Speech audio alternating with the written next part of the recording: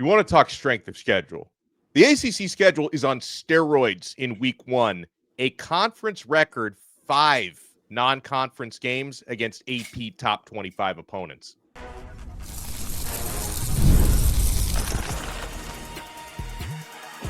You are Locked On ACC, your daily podcast on the Atlantic Coast Conference.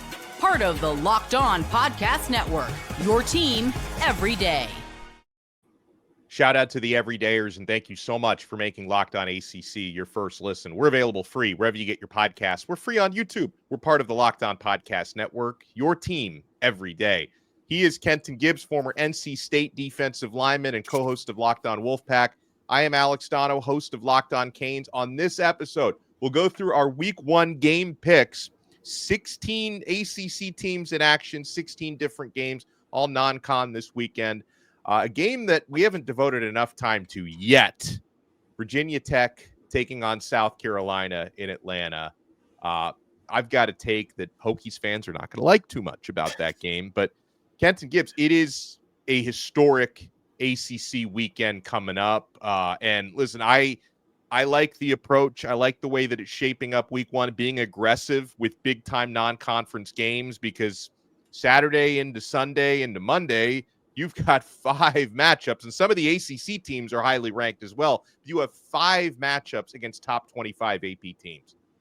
Yeah, this is going to be one heck of a time in terms of, you talk about what matters for the future. You talk about what matters for brand perception. I have said all along, you know how to solve all these problems. You know how to get rid of all of the doubts and ifs, ands, or buts about your conference. Lace them up, get on that field, put the damn ball down, and be the bigger, faster, more violent team. That's how you do it. That's how you do it. And obviously, there are other things that go into that. Obviously, I've been very, very strong on, hey, we need a commissioner that's going to talk more. But you know what? Phillips could do all the talking in the world. He could be the world's greatest showman, a la, Hugh Jackman. He could be the world's greatest showman. But you know what the problem would be? If we did not put a product on the field to back it up. Well, guess what? Guess what? Our top dogs, TDE, got the chance to back it up. We have the premier brand in the ACC, Clemson, with the chance to back it up against LSU. We've got your boys, Donno, Miami, with the chance to back it up against one of the most storied one of the most storied athletic programs in America in Notre Dame. We've got so many good teams. Virginia Tech, can you restore yourself to prominence? We know the Beamer ball ain't going to be on your sideline this game, but damn it, let's see what you can do. There is a ton of different teams here that have the opportunities to go out there and play very quality teams. I didn't even mention all of them, and I've still gotten in a good amount of, hey, these are teams where the ACC is going to have the chance to establish itself as a preeminent college football brand. You know, a game that I'm looking at the spread, and this is going to be Sunday afternoon. It's at a neutral site, Mercedes-Benz Stadium in Atlanta. One of those ranked matchups. Unranked Virginia Tech of the ACC is going to be taking on 13th ranked South Carolina. I hate to say this, Kenton. I hope I'm wrong. I hope you have a different take on it, because I don't want this to be like the gang up on Virginia Tech episode, but I'm looking at South Carolina only favored by 7.5 in this game, where you've got Lenora Sellers, who is so hard to stop and so hard to tackle. Star running back transfer Faison gets cleared. He gets his waiver. On the Virginia Tech side, I know there is a reason, Kenton, why most people have their head coach, Brent Pry, like on the top of the list of ACC coaches on the hot seat this year. This is probably not a game that people expect Virginia Tech to win. They lost so many. Now, they have Kyron Drones still, but they lost so many important players, either to the transfer portal or the NFL. They're replacing their entire offensive line. I look at this and I'm saying this is a game South Carolina probably wins by 2 touchdowns or more. Am I wrong on this one to think it's odd that South Carolina is only favored by 7.5 points? Here's the thing. I do see a world where Virginia Tech gets blown out in this one. I don't think we live in that world, and let me tell you why. Okay.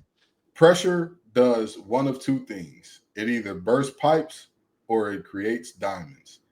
I'm not sure which of those South Carolina is. To me, this game is much more about who I think South Carolina is than who I think Virginia Tech is. Because Virginia Tech, nobody expects anything of you. Everybody's looking at this line saying, oh, Hammer, you need to go put money right now on the Gamecock. You know, they just got a deal in their apparel with Nike too. They feeling good. They feeling great. Yeah. It's time for them to go show and prove. It's time for them to go do all the amazing things. Well, the problem with that, the problem with the expectations, the problem with the belief that Sellers is going to be a first-round pick and maybe even the first player taken off the board this year. The problem with, hey, you all need to contend in the SEC this year versus, hey, your coach might not be here at the end of the year, is one of those teams has pressure. One of those teams has no expectations. Go out there free, go out there loot, go out there and have a ball. Go out there and just do your deal. A lot of people say, well, pressure only happens when you don't feel prepared for a moment. One thing that creates that lack of preparation is not just whether or not you practice hard. It's not just whether or not you work hard in the offseason. It's, have you been in this type of moment before? Have you been in a situation where people have expected this type of stuff from you before? Because you can work super hard. You can show up and do everything you can to say, oh, I got confidence in how I train. But it's a different thing when the rest of the world is now looking at you saying, last year, if South Carolina drops a game or two that they shouldn't have, everybody's like, it's okay. It's South Carolina. That generally happens. This year, people are saying, well, what's going on? Is Beamer not the guy? Is Sellers a fraud? Is Stewart going to be doing more gunshot things that are going to get them 15-yard penalties? What's happening? I mean, you mentioned Shane Beamer, the head coach of South Carolina, of course, son of Frank Beamer, legendary Virginia Tech head coach. So I don't know, maybe he'll tighten up with all the extra emotion that he has going up against his boyhood favorite team. I don't know. And a lot of times when I let Kenton make his case, sometimes he does talk me off the ledge, but I'm still feeling South Carolina minus 7.5. I mean, here's the thing. I'm never going to tell you a lie about something I don't feel just to be contrary to you here. No, right? I know. And I 1,000% think that there is a world where South Carolina runs away with this game. I just happen to believe, I've got a weird feeling that Virginia Tech is going to play one of their best games of the season here and at minimum keep this thing close. I'm not sure if they win, but I think they keep it within a possession. Maybe two. Now, but speaking of like sentiment and vibes, and again, I know that's not why you guys are here on Locked On ACC, but I'm looking at the other big Sunday game, Miami hosting Notre Dame, and obviously I have rooting interest in Miami. I'll tell you something, Kenton, that's making me a little bit worried. A few weeks ago, I kept seeing different publications. Most everybody was picking Notre Dame, who are favored in the game, minus 2.5 at Miami. But I've started to notice something over the last couple of days. Like a lot of like the big talking heads are throwing their picks in for Miami now. It's making me a little nervous. Like I was watching Josh Pate, who's now with On3 Sports. He picked Miami on his show yesterday. The one that really got me rattled, though, was Rick Neuheisel. Now, I'm sure you're aware of who Rick Neuheisel is. Boy. But you may not be aware that this dude for the last 24 years has hated Miami because he was coaching the Washington Huskies team that traveled to South Florida in 2001, and Larry Coker's Hurricanes beat them 65-7. Like I think they put the third and fourth stringers in, but they never called off the dogs. Like they completely humiliated Neuheisel. Haven't heard this guy in 24 years. Rick Neuheisel has not had one nice thing to say about Miami, but he's taken Carson Beck's experience over CJ Carr's inexperience, and he's picked the Hurricanes to win. Kenton, I'll be honest, I preferred it when I thought everyone was going to be picking against Miami in this game. Instead, all of a sudden, like 70% of the experts are coming out for the Hurricanes. That makes me very scared. Well, I'll tell you this. This is similar to what I was talking about in the last stanza there in terms of how are you prepared to be in this moment? How are you prepared to be in a different situation? And the reality is we are looking at, you talk about quarterback experience difference, who's ready for a moment and who's not. This is a slow Tuesday for Carson Beck in terms of the big games that he's played in. For Carr, hey, listen, with all due respect, I know the high school he went to, Saline up in Michigan. We played him when I was back at Cass Tech. Good program. Yeah, good program way out in the boonies. They produce some pretty good football players. I'm gonna tell you, he's never experienced anything like this. He's never experienced anything like this. You know what I mean? This is a whole nother level than what he has ever experienced. So I can understand why people would have their hesitations there. And again, I'm only picking against Miami because I think that Notre Dame secondary is another level. I truly think that, you're bringing back almost all your coordinators and almost all your players that were meaningful last year and whatnot in that secondary, except Xavier Watts, of course. But you're bringing back a ton. You're bringing back a ton. And I'm saying, you are more experienced at quarterback. You will have a guy that's less likely to be rattled in that moment. But I don't care how unrattled or unfazed you are. At some point in time, you've got to find a receiver or a tight end that's going to be open. And that's going to be a tall order against this Notre Dame secondary. Yeah, I mean, I'm going with Miami to win a close one, and a big part of that, it does have something to do with Carson Beck's experience. That's not the whole thing, though, for me. And Beck, Right. by the way, this will be his 8th time in his career going up against a top 10 opponent. He's 5-2 in those situations so far. So, like you said, he's experienced all of this. I expect Miami to have more success running the ball than a lot of people realize. I think Miami's offensive line measures up very well against Notre Dame's defensive line. They only have 2 guys in their rotation over 300 pounds, and one of them is just at 302. I think Miami's offensive line is going to do a little bit more damage than people think, and Miami's trio of running backs is going to get off a little bit. Like, I'm not expecting Notre Dame to play poorly by any stretch. I think it's going to be probably a 3-point game, knock them out, drag them out. But I think that there are things I look at in Miami's favor, but all these experts coming out for the Canes is scaring me a little bit. But we got 14 other matchups happening this weekend. Let's go through some game picks. When we come back, you want to keep it locked right here. Kenton Gibbs from Locked On Wolfpack, Alex Donno from Locked On Canes, and we're only getting started on this brand new episode of Locked On ACC. Hey, Locked On ACC fans, are you still paying full price for gas? Stop leaving money behind. Get real cash back every time you fill up with the free Upside app. Simply download the free Upside app in the App Store or Google Play right now and start earning cash at the pump today. Use my limited time promo code FOOTBALL and get an extra 25 cents back per gallon on your first fill up. You can make up to $300 a year just from buying the gas you already needed. At first, I thought it was too good to be true, but it's totally legit. Real people are getting paid just to make their daily commutes, and you can too. Plus, you can cash out anytime to your bank account, PayPal, or an e-gift card for Amazon and other brands. Don't let this offer drive on by. Download the free Upside app now using our limited time promo code FOOTBALL. For a limited time, 25 cents off per gallon bonus. That's promo code FOOTBALL. Offers vary by user and location. Go to upside.com for terms and conditions. We're also proudly brought to you by SupplyHouse. When the opening whistle blows on a new repair, get your crew moving forward with SupplyHouse. Order today and see parts on your doorstep tomorrow. With over 280,000 plumbing, HVAC, and electrical items for the most trusted brands in the business. Their real-time inventory and honest lead times keep you from punting projects, while their industry-leading customer service always has your blind side covered. Need parts fast for a project? SupplyHouse has next-day delivery. Talk about a game changer. Their Trademaster perks, like priority shipping and dedicated support, make the whole process smoother. Join the free Trademaster program today and score serious perks like priority shipping, lower prices, and a dedicated support line. Visit supplyhouse.com to sign up for free and use promo code SHCollege5 for 5% off your first order. That's supplyhouse.com. Real people, real service. Thank you for making Locked On ACC your first listen.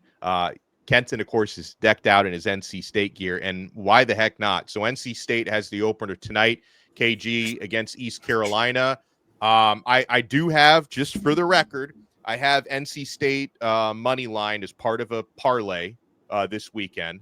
So I'm not betting against the number, NC State minus 13.5. How do you feel about covering that, knowing this is a team that I think NC State's going to win the game, but by 2 touchdowns or more, Kenton, knowing this is a team, for what it's worth, beat you guys in a bowl game? Well, I think that's exactly why they're going to cover. This game is not just a regular game.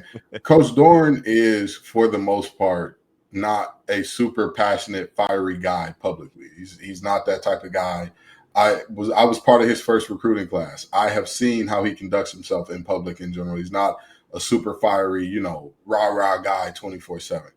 Yeah. He has said more intense things about this game against ECU than he has virtually any other opponent he's ever had in his over a decade, nearing a decade and a half tenure, except, of course, the University of North Carolina, who is, that's biggest rival, arch nemesis territory. So with that being said, this game is personal. It's on a different level. T's are crossed, I's are dotted. This is a game where that line moved, Donno, less than 3 days ago. It was at 11 and a half. Three days I didn't know it was that. at 11 and a half. And then all of a sudden, there's potential speculation that ECU's offensive coordinator could be suspended for this game, and that line jumps up 2 points. Now, Donno, you know the betting more than I do. Normally with news like that, you just see more juice on the line. 2 points a couple of days before the game is like, what's happening over in Greenville, which is where ECU is located. So I think NC State covers this one handily because, again, you got a team that is walking in unsure of some things, and you got another team walking in.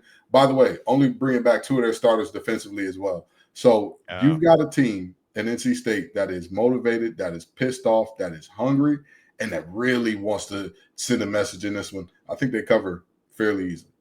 You talked me into this one. You couldn't talk me into Virginia Tech plus 7.5. You talked me in to NC State minus 13.5. I'm locking that in. Oh man! Now another one. I'm actually relieved about this one. You talk about lines moving, Kenton. So we mentioned, I think just yesterday, Duke was favored by, I think, 34.5 against Elon. That's moved up to minus 37. So, and again, you know my rule, right? When you got an underdog of 30 or more points, I usually bet on the dog. So I'm locking in Elon plus 37. I think Duke's going to win fairly easily. I just don't think they're going to win by more than 5 touchdowns per se. So obviously there's not a whole lot of, I think Duke is 8-0-1 all time in history against Elon. It's not a whole lot of suspense for this matchup, but it does give Duke fans an opportunity to see the start of year 2 of Manny Diaz and how much better that defense, which was pretty darn good last year, can get. And of course, Darian Mensah at quarterback behind center for the first time. So I'm definitely going to take a look at that tonight. You heard it here first, folks. Line mover, Alex Donno. When he's ready to put some action down on it, Vegas is paying attention. They're Vegas is fading me though. If anything, the line should have gotten smaller. Oh, you're right. I'm sorry. So you heard it here first. Whatever you hear on Locked On ACC, go the opposite direction. Okay, yeah, exactly. Vegas thinks we're idiots. Vegas hates Alex Donno and thinks we're idiots. And they're probably right. But in all seriousness, Donno, I'm with you, man. 40 points, a darn near 40-point line. What is it? It's 37. You said 37. 37 points. You're really counting on Manny Diaz running it up. You're really counting on him saying, hey, keep it going all night long. We got a beef against Elon for some reason. Because more likely than not, he's probably going to call the dogs off and say, all right, that's enough.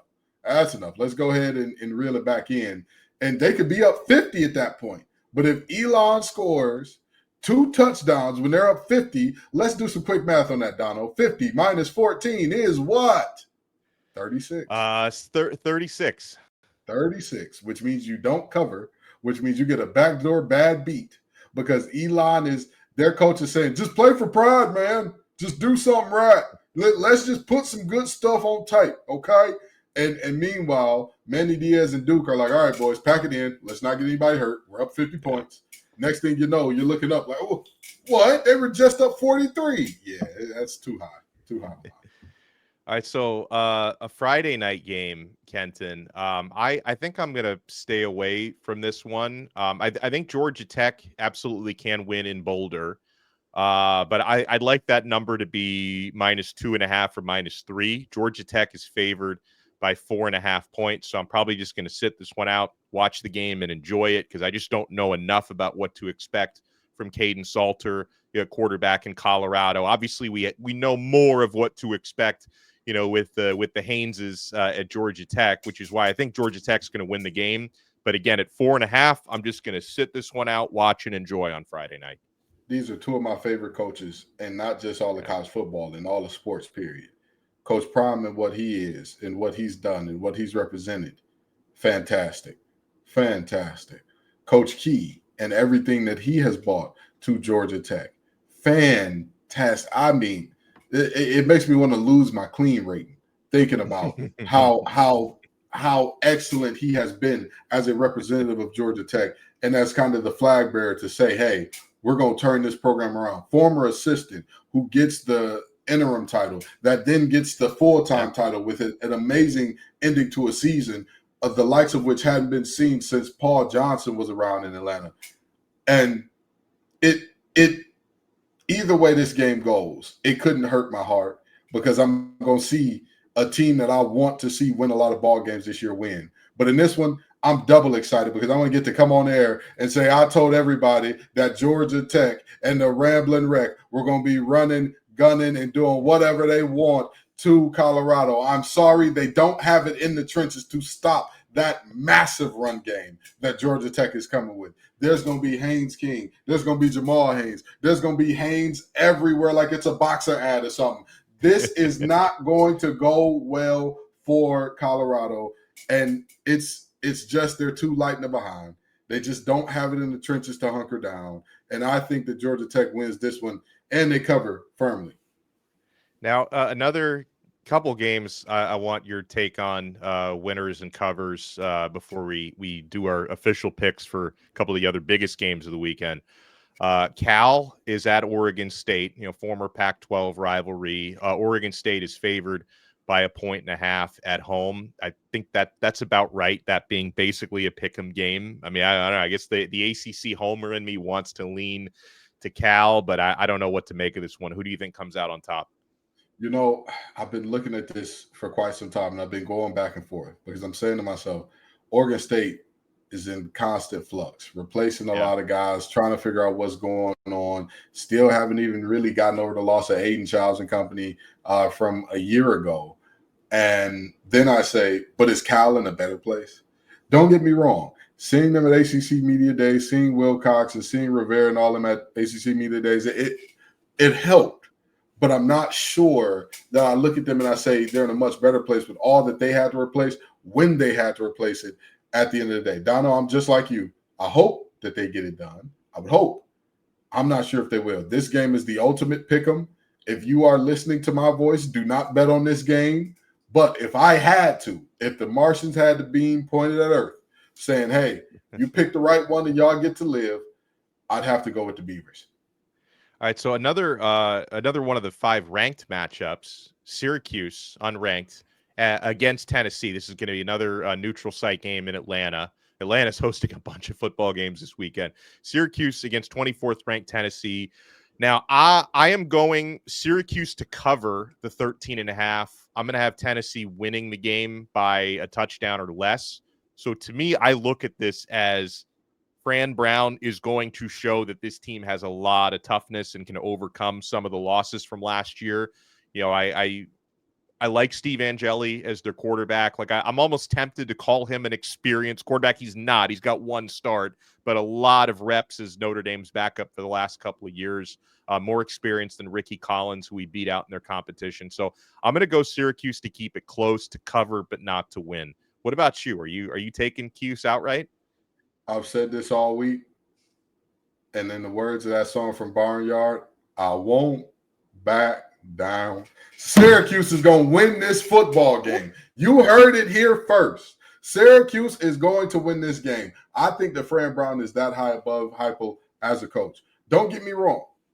Tennessee has a much more talented team in terms of it on paper, right? Yeah. I think that Tennessee is dealing with a lot of things in-house that are starting to seep their way out that people are not realizing. Nico wasn't the only one that left that was a starter from last year. Why? What's going on there? What's happening there? And of course, when you talk about Tennessee, you're always going to talk about that vaunted defensive line and the fact that they change like hockey shifts. And I think that they still have that type of talent. I really do. However, you don't replace a James Pierce 1-for-1. I thought that No. he was the type of guy, if his hips got a little smoother and he put on about 15, 20 pounds, I thought he was going to be a number 1 overall pick. Granted, Tennessee fans got mad at me for saying he's a top 10 guy and he ended up going 27. How'd that work out? But, I think that Fran Brown and company get it done in this one. I think Angeli's experience shines. I think Fran Brown's coaching and defensive mind shines against the scheme that is very, very gimmicky, to say the least. So I think Syracuse wins this one.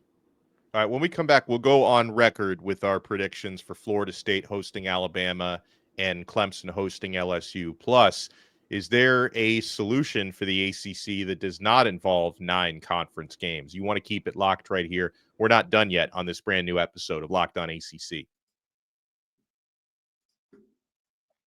Folks, I'm not done with Game Time. College football is back. I couldn't be more excited. The tailgates, the rivalries, the energy in the stands. There's just nothing like it. But let's be real.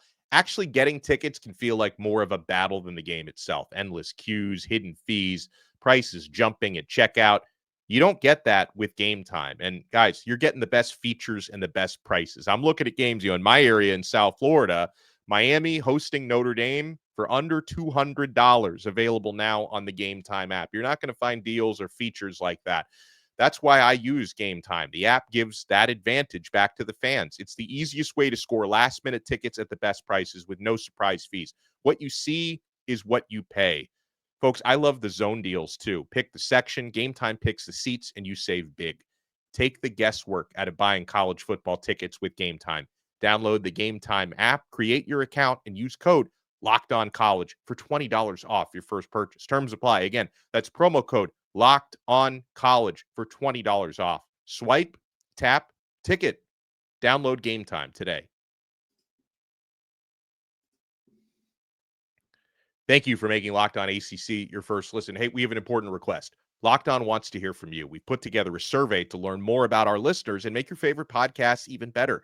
This is your chance to tell us what you like, what you don't, and answer questions about our advertising. Go to lockedonpodcasts.com/survey to get started. Everyone who completes the survey will be entered for a chance to win one of 10 $100 Amazon gift cards. Again, that's lockedonpodcasts.com/survey. You can also find the link in the show notes. Thanks so much for helping us out. All right, Kenton, we've done deep dives this week already on, the biggest games of Miami hosting Notre Dame, Clemson hosting LSU, and Florida State hosting Alabama. But let's get official picks for those latter two. I have Clemson winning and I think covering as well against LSU. It is a 4.5-point spread. Again, I'd probably prefer that to be 2.5 or 3, but I feel good that Clemson, based on some of the matchups, especially Clemson's defensive line against a virtually all new LSU offensive line, I'm going to go with the Tigers from South Carolina to win by a touchdown. I got a bold prediction, Donno. Set. The Tigers are going to roll in Death Valley. There you go. How bold No, but in all seriousness, I think, LSU is not ready for this matchup. They're not. They don't have the horses in the stable. This game is going to get ugly. Even if they bump this line up to 10, I would still feel comfortable taking Clemson. 9.5, I'd still feel comfortable taking Clemson. The reality for this game for me is very, very simple. You are looking at an LSU team that doesn't have holes comparatively. Right? Like that's when we talk about Miami, Notre Dame, those are holes comparatively in terms of how good other parts of their game are. You say, oh man, that's not as good as this part. LSU has legitimate holes that make you wonder, like, is this a top tier team? That secondary is a legit. What's going on back there? What's happening? How do you kind of deal with that? That offensive line. Well, how are these guys going to gel and mesh? Words are hard for me today. How is this offensive line going to gel and mesh in game one? As much as we talk about what it's like to have a quarterback transfer in game one, it's also not easy to have an offensive line doing that as well, to have a bunch of guys who, again, just have not played at a high volume together in this situation. But defensively, I think Clemson's just too good. Too much in that front seven. I think this one is this is not going to be a great one in America, particularly Southeast America. Is going to be introduced to some guy that played up at Purdue by the last name of Health or something along those lines. And I don't think LSU is going to like him very much. All right, so we're in agreement there. Now, maybe we're in agreement for this one as well. Now, I have Alabama not only beating Florida State, but I've got them covering the 13.5. This is to me is a bad timing to face an opponent like this for an FSU team trying to bounce back from 2-10. Castellanos has said way too much leading up to this matchup. I've got Bama probably winning by, let's say 21 points. There's not a single game this week that I would be happier to be wrong about. Not a single one. Even with Colorado and Georgia Tech, where I'm like, hey, either team that wins, I'm more power to you. I'm excited for you. I'm going to tell you this much. Granny's going to be having a good time with this one. I'm for sure going to get a call after the game saying, how about my Tide, grandson? I already see it coming because the Tide are going to roll in this one. I mean, again, I hope that I'm wrong. I sincerely, I wouldn't need to say I'm the number one member of the Castellanos fan club because he says you're the only one on this show. He says some things made it tough for me, Donno. He says some things made it tough. But I'm still on the bandwagon saying, you know what? He can do a little something. So I'm hoping he proves me wrong here. But I don't really see a path to Florida State for winning or covering in this game. Late last week, we talked about the talks that the ACC, athletic directors and, university presidents and commissioner are having about adding a 9th conference game. Every other Power 4 now has that. SEC is doing it. Big 12 and Big 10 already had it. But the problem, there's a big mathematical problem for the ACC because with the number of teams, 17 football members, it's not mathematically possible for all of them to play 9 conference opponents. So some of the alternatives are pretty wacky, like having games against Notre Dame, who's not a football member of the conference and doesn't, play an even distribution of the ACC teams, counting that as a conference game. I think it's kind of ridiculous. Like it's like a slap in the face to say they refuse to, not only do they refuse to join as a football member and help us out financially, but now we also need to count them as a conference game. I think it's an absolute slap in the face. Now, I heard something, and this is not necessarily his idea, but this is something that they're talking about. Miami Athletic Director Dan Radakovich mentioned earlier this week that an alternative there would be you stay at 8 conference games, but you require all of your members to schedule at least 2 Power 4 opponents non-conference. So you play 10 Power 4 games per year. I mean, Kenton, doesn't that accomplish the goal of increasing competition, increasing television value to make sure you've got 10 Power 4 games on your schedule? I think that basically accomplishes the same goal without the weird Notre Dame thing, which I'm not in favor of. Yeah, I would much rather be in favor of that. We're talking about how exciting it is for the ACC to be playing these big games this weekend. Let's keep that. We don't need to do this weird, Notre Dame, we're going to give more concessions and make you even more important to our conference while you wait outside. Listen, the ACC is in a very clear unrequited love situation with Notre Dame football. Okay, we are Urkel, and the Notre Dame football program is Lore. All right, we are Roger, and Notre Dame football is Tia and Tamara on Sister. You know what I mean? They are Tony Soprano, and the ACC is the Gumad, the girlfriend who doesn't get the benefits that the wife gets. Exactly. We're just sitting here begging, please, and every time we hear "Go home, Roger," every time that's what we hear. So let's just say, hey, schedule 2 Power 4 games. That way, you keep the revenue up, you keep eyeballs on the sport, and if we're going to be stuck with ESPN, you at least end up in a situation where they're potentially incentivized to play your games. You're incentivized to say, hey, you know what? Which game are we more likely to put on TV, Donno? Miami versus Meharry Medical College, or Miami versus Florida? Miami versus Houston? Miami versus whoever in that vein. Michigan. They're playing, I think a season or 2 from now, they're playing Utah out of conference. Exactly. That's something that you would be motivated to see and put on TV. So I think it helps the conference. It helps our viewership as a whole. It helps the brand. It helps sell your program to players by saying, if you want to play on the biggest stages, the SEC is going to tell you. The Big Ten is going to tell you, oh, yeah, we got the most viewers. Da, da, da, da, da. Well, you turn on your TV during week one. Who was on TV? Who was on TV? You turn on your TV during week two. Who was on TV? Who was headlining everywhere? While they were playing the Island of Misfit Toys Community College, while they were looking for Southeastern Delta Valley Midwestern State, we went out and found Oregon. That's who we played in week one. We went out and found the Buckeyes. That's who we played in week one. So I think that it's a situation where you can't go wrong by saying we want to take on premier brands from premier conferences. Well said. Well, we appreciate everyone making Locked On ACC your first listen. Make sure you smash the like button and subscribe. Subscribe on YouTube, subscribe on Apple Podcasts, Spotify, wherever you get your pods. Check Kenton out at Locked On Wolfpack. I'm sure they'll have full coverage after a big dub on Thursday night against ECU. Check me out on Locked On Canes at Alex Donno on X. Kenton is on X at TGIF_Kenton. And we'll talk to you next time on another episode of Locked On ACC. We are part of the awesome Locked On Podcast Network. Your team every day.